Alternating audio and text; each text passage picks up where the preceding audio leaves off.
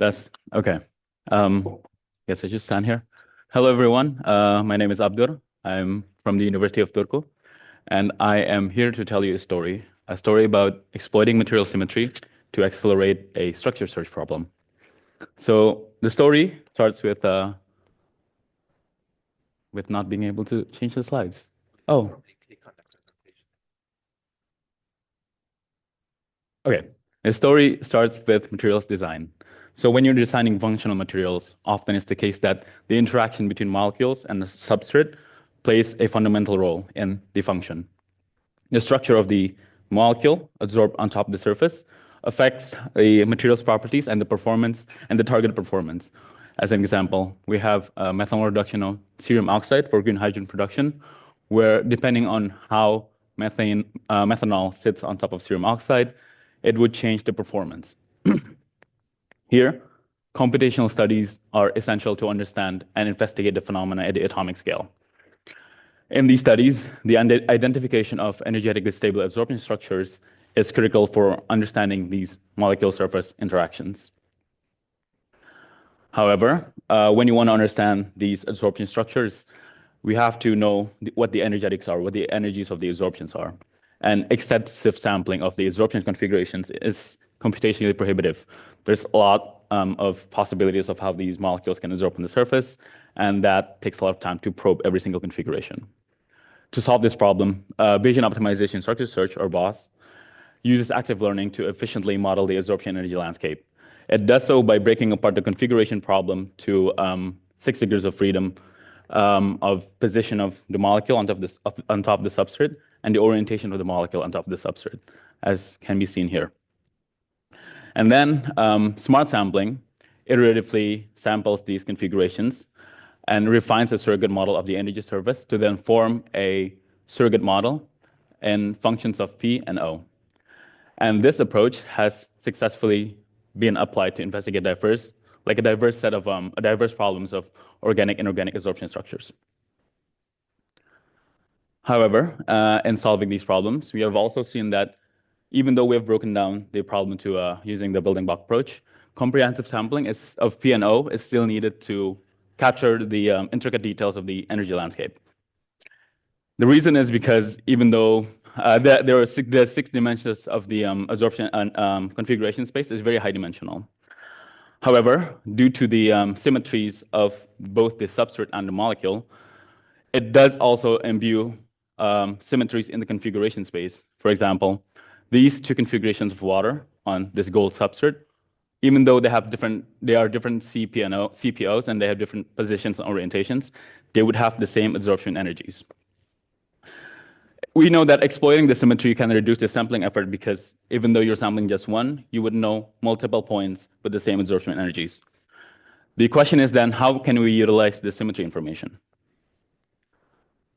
So based on this, the research objectives would be, given a molecular absorption configuration detailed in position X, Y, Z and orientation alpha, beta, gamma, or their rotations in the X, Y, Z axes around the X, Y, Z axes, we need to first formulate a method to determine symmetrical equivalent configurations.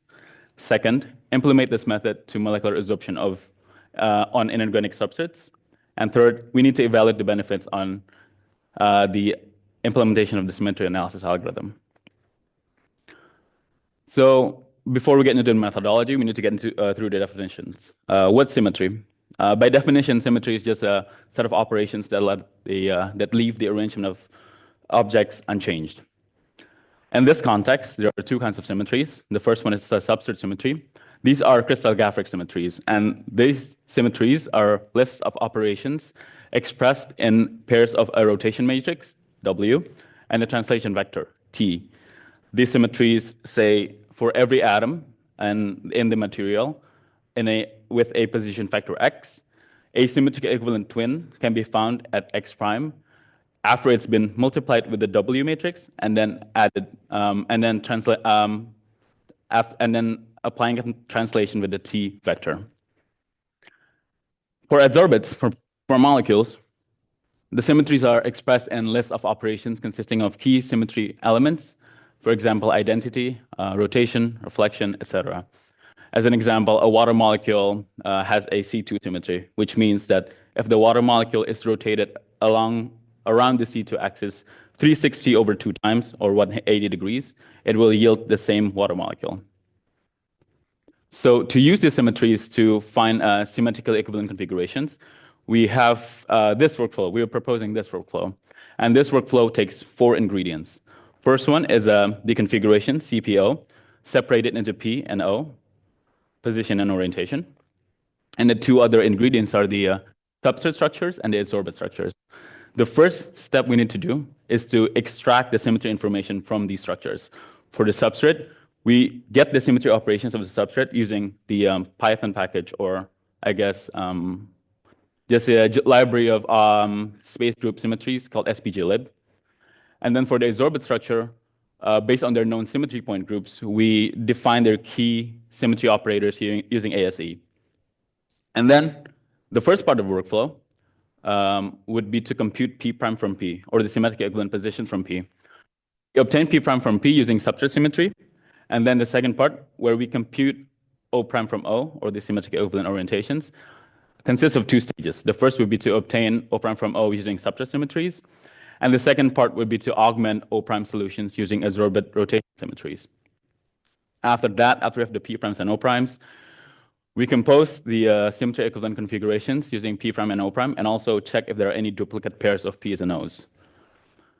You would then yield a set of C prime solutions, symmetry equivalent solutions, with unique P's and unique O's, but identical absorption energies. When we're talking about the key results, there are a couple questions we want to ask, and these are the questions we want answered. First, can the symmetry analysis algorithm detect symmetrically equivalent configurations? This is important because what are we doing if it doesn't? The second is, what benefits does it offer in the structure search process? The test system that we are using to illustrate this algorithm is a simple one. And this surface is AU100.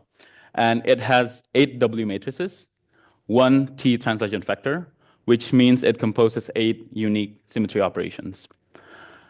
As you may know as well, or may not, the gold 100 surface has 3 highly symmetric distinct sites, which are the the bridge, which are between 2 atoms, the top, which is directly on top of a gold atom, and the hollow, which are on the hollow space between 4 gold atoms. And that's the substrate. For the molecules and symmetries, we are taking a couple of molecules with different degrees of symmetries. The first is water.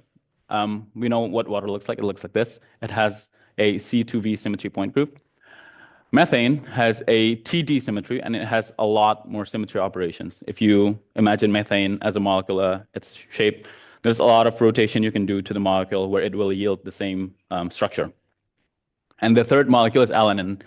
Alanine has no symmetry whatsoever, and it is also chiral, which means you cannot superimpose a mirror image with pure just rotation or translation. If you take a look at your hand, if you reflect your right hand to your left hand, there's no operation you can do with your right hand to match your left hand. That's kind of like alanine. First, the question is, can the algorithm find C prime and P prime and O prime? Yes, when we apply the algorithm to this configuration of water on top of gold, the water is set on the bridge side and it's oriented in such a way. When we apply the algorithm, it finds other configurations with distinct P prime and O prime that yields the same absorption energies. That's good. Good job. We got the first part of the question. How does it apply to other molecules? Well, this bar plot shows the number of configurations we get when we apply it to water and to methane and alanine as well. And we find that with the more symmetry a molecule has, then the algorithm will return larger numbers. For example, in the top side for methane, it will return as much as 768, while for the water, it will return 128, and for the alanine, it returns 32. So we also know the algorithm benefits greatly from the symmetry of the molecule, in the sense that if the molecule has more symmetries, it can yield more unique C prime solutions. The second question is, what kind of benefits does it have towards the structure search problem? Well, we ran test iterations of Bayesian optimization structure search on water on gold. And we ran it for 20 sampling iterations, which means that 20 unique configurations were sampled to model a surrogate model of the absorption energy surface. And then we find that for every iteration, it will return a different number of C prime configurations, depending on where it is probing.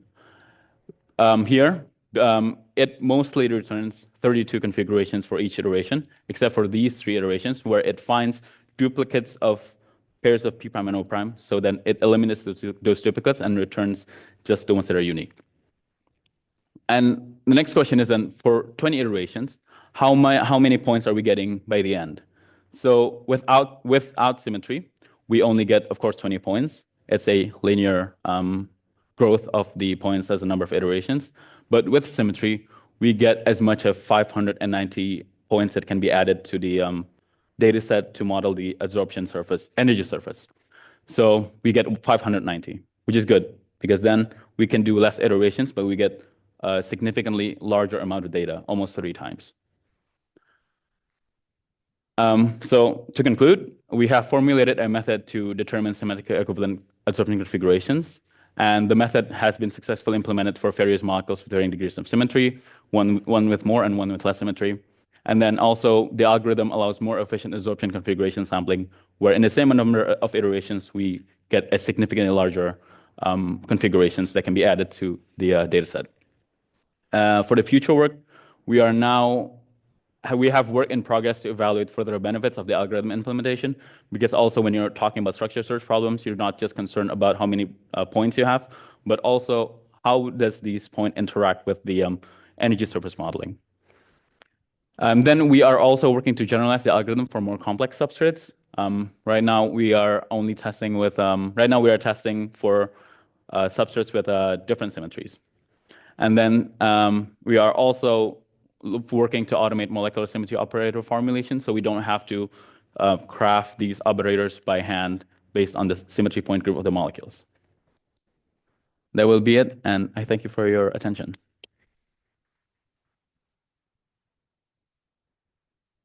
How did I do with time? Thank you very much.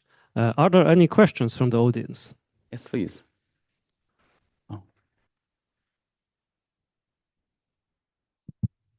Thank you, Abdur. Oh, is this on? Hello? It is. Hello? Okay. Thank you, Abdur. That was a delightful talk. And as someone who comes from an organic chemistry background, I really appreciated how you broke down the molecule into its translations and its orientation. I was wondering if you could comment on what your thoughts on, especially as you get to more complex molecules, the conformation of the molecule. So not just the molecule frozen in sort of one particular, perhaps lowest energy conformation, but having those bonds rotate round to potentially different conformations. Thank you for the question. That's actually that's an interesting question, because it does sort of complicate the structure search problem, because then you'd also have these additional degrees of freedom. I guess because then the molecule, I would imagine for a molecule with more conformers than one, and with molecules with a lot of moving parts, you would have less symmetry in a molecule. And in that case, then you would be limited to just the substrate symmetry when you want to find symmetry equivalent configurations of the molecule in the sense of like absorption, in the case of absorption. So even though it does limit, because there are no molecule symmetry to speak of, we can still use this, I guess, workflow to find the symmetry equivalent configurations. Yeah. And do you think there would be a limit to sort of the number of rotatable bonds that would be possible using BOSS? I actually, that's I wouldn't I guess so, yeah. I actually don't know. I will get back to you on this. No worries. Thank you. Yeah, no. Oh.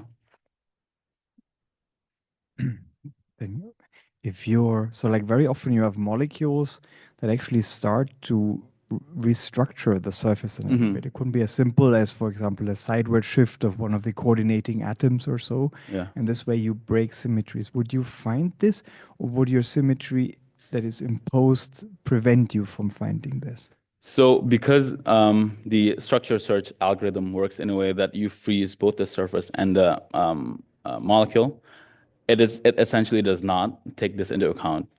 And so you would have to, we can only find the change of these molecules on these substrates when you relax and when you let go of this building block approach. So it does not for now, but it's an interesting way to go. Okay, are there any more questions?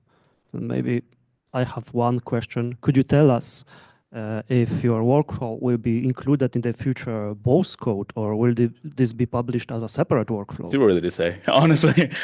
We are now in the middle of really finding out how to best implement this along with Boss. So it is, I don't know, man. Too early to say. It is, for what I can say is like the definitive statements.